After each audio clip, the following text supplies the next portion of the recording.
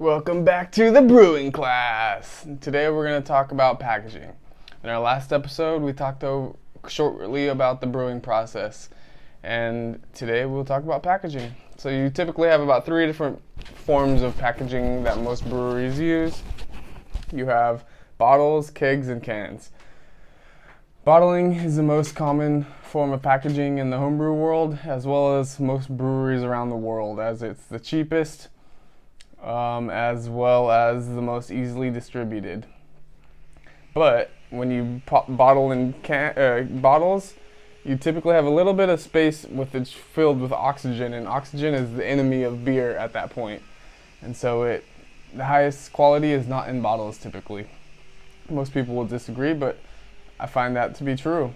Oxygen kills New England IPAs. If your beer has adjuncts in it like oats or wheat, it'll deteriorate much quicker. The next is kegs. Kegs is the best beer you can get.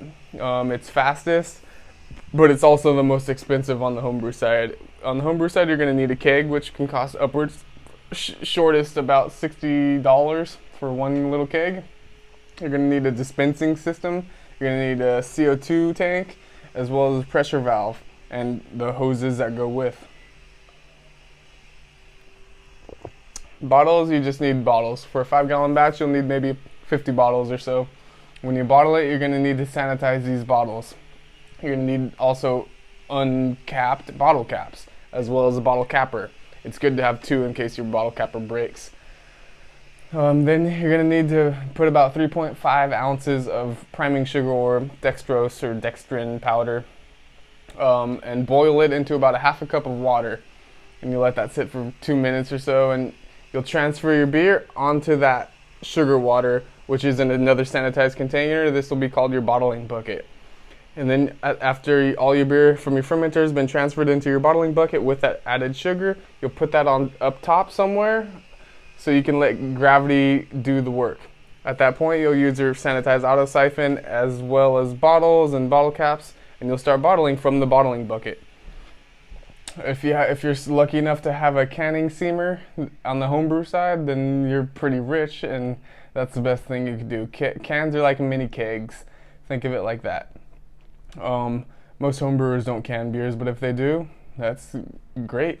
It's the most fashionable also at the moment and the most fancy looking.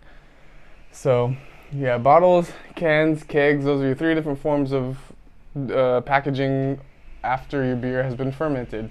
Most breweries still use bottles and kegs.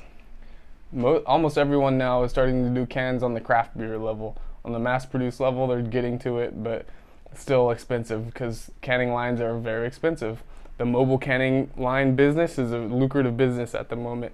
So if you have the knowledge and the money to invest in a mobile canning line, it would be a good business to start. I've worked with them before, and they're literally busy all the time.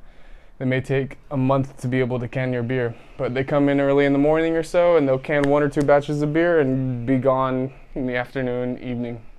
Sometimes they stay pretty late, and then a different city the next day to can some other breweries' beers. But yeah, that's the general consistency of how to package your beers: bottles, cans, and kegs. Homebrewers mostly use bottles. You need priming sugar. Sanitation is very important, and try to reduce the oxygen amount as much as possible. As always, my name is Ty Stevenson, your educator at the Brewing Class, and if you have any questions, feel free to shoot me at brewer@thebrewingclass.com, and we always appreciate your likes, comments, and subscribes. And if you have any other questions, you know where to find me on Instagram at the Brewing Class.